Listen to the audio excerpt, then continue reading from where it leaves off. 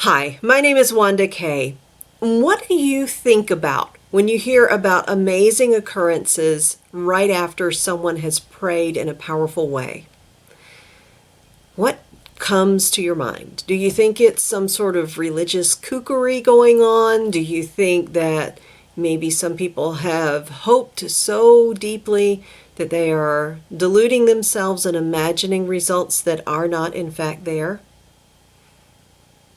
Maybe that's you. Maybe you're a skeptic. I think I fall somewhere in the category between skeptic and faith. I guess you could call me a skeptical believer. I like to reverse engineer some things. So I heard about a story recently that made me do a little research. So I'll share with you what I found. There is a doctor still living whose name is Dr. Hugh Lin, or I assume he's still living. You can find him easily with a Google search. He has interviews on YouTube, so it's not hard to find. Real person. And he went to work at a horrific and horrible place. Now, this is back when, if you're old like me, you'll remember that every state had a hospital for the mentally ill that was known as the state hospital. And Hawaii, Dr. Lin's state, was no different. They had the Hawaii State Hospital. And this was a ward, this particular ward was for the criminally insane. The patients on this ward had no control over their criminal impulses, and as a result, they seldom saw the light of day because they couldn't be, they weren't predictable. You couldn't predict what they would do.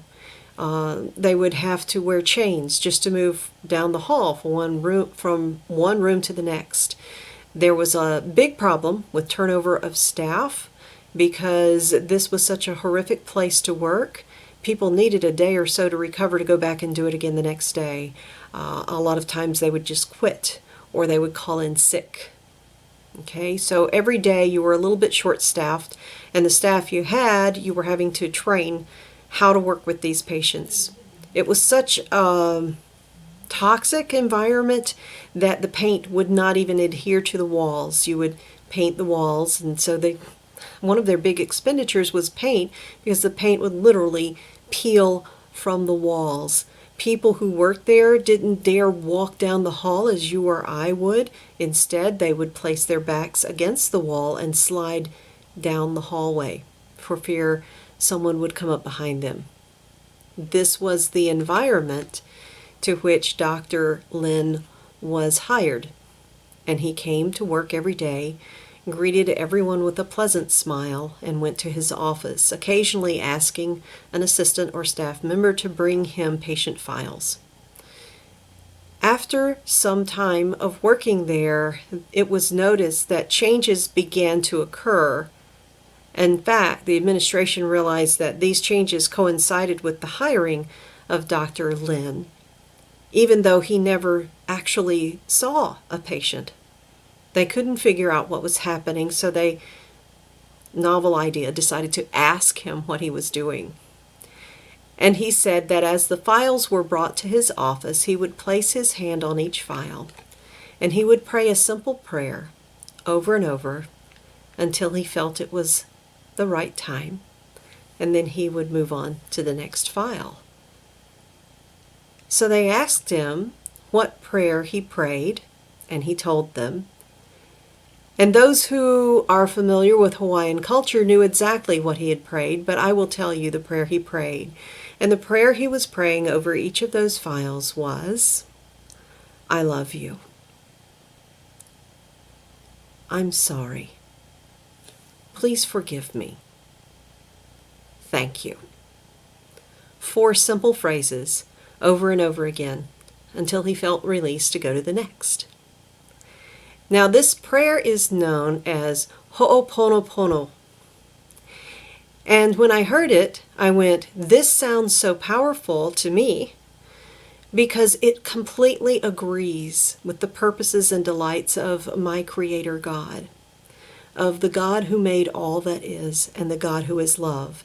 Because when you start with, I love you, you are addressing the personality of love, God, who is love. And then to say, I'm sorry. I know some of you are going, but he didn't do any of the things in those files. How is he? I'm sorry. But it reminded me very much of the prophet Jeremiah, who prayed and asked God to please forgive the sins of his fathers and his forefathers and those of his people, because he said, we have sinned, we've offended you, O God.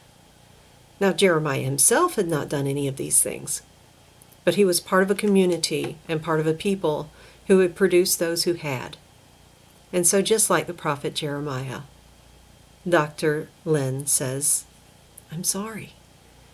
Please forgive me. And I love that, because I love how in Scripture it says that he is faithful and just to forgive those who ask, who come to him believing. I love that. Please forgive me. And then a prayer of thanks and gratitude. How often we are not grateful. We receive the blessings that we have, even those simple things that we think are intangible, like forgiveness. But forgiveness is everything for the God of love to offer his forgiveness. And then to say thank you and to receive that believing. What a powerful prayer. And I know some of you are saying, well, what of his individual beliefs? Does he believe what you think he believes and everything else and all of that? And my response to that is, what does it matter? The God of the universe, who created all that is, has told us who he is, and what he asks of us. And this prayer, Ho'oponopono, lines up exactly with what he's required. What a powerful way to pray. And I love that the response, what began to happen, was tangible and measurable and powerful.